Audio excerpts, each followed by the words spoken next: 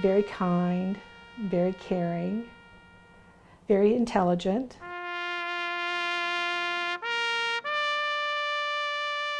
It was the summer of 1966 when Miamisburg, Ohio buried one of its first hometown boys killed in the Vietnam War. Mark V. Dennis was 19 years old. He was a hero from Miamisburg. Mark and 15 other men were on board a helicopter over South Vietnam when they took a barrage of enemy fire and crashed. Only 3 were said to have survived. The rest, including Mark, were reported killed in action. A war photographer happened to capture the tragedy. Mark's cousin, Linda Irwin.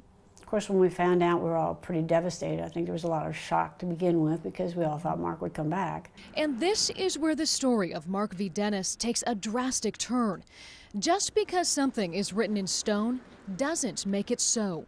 But you are 100% certain that was not Mark that was buried there? We're 100% certain that that's not Mark. In a last-ditch effort, the family sent the one and only tooth returned with the badly burned remains to a commercial laboratory in Pennsylvania for DNA testing last year. The test report shows it's not a match. I think because of the technology they had back then, that they did what a lot of people do.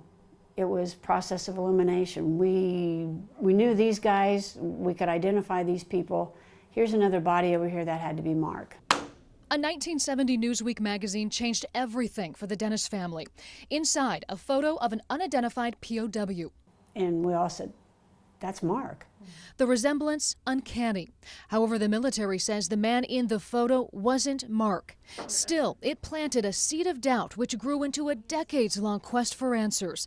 Mark's brother Jerry led the charge. He pored over the death certificate, questioned survivors, and exhumed the remains. The Navy maintained they were those of Mark V. Dennis. He's listed on the Vietnam Memorial in D.C. as a confirmed death. 1966. Quang Tri Province, South Vietnam. Mark's story appeared on a 1990 episode of Unsolved Mysteries. I was given a choice, either accepting that body, or if we refused to accept it, the Navy was going to bury it in Arlington Cemetery with Mark's headstone on it.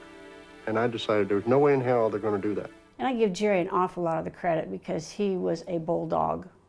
He did not want to give up on his little brother.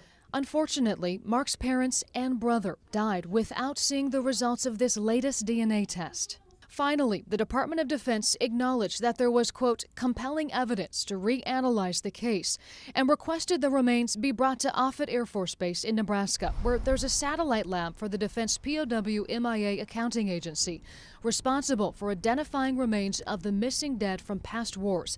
The family did so in March. I hope, and I don't know how, but I hope they find who the remains belong to.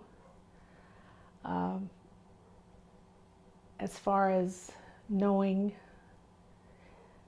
where Mark is, or we may never know that.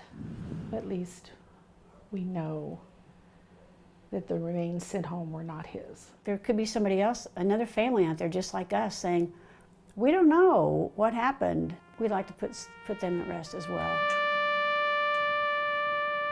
Many have served, too many have fallen, but some have never returned. Remember them. Words inscribed at a war memorial in Miamisburg and echoing in the hearts of Mark's family and friends. He may have been left behind, but we didn't forget him. We still love him. Still miss him.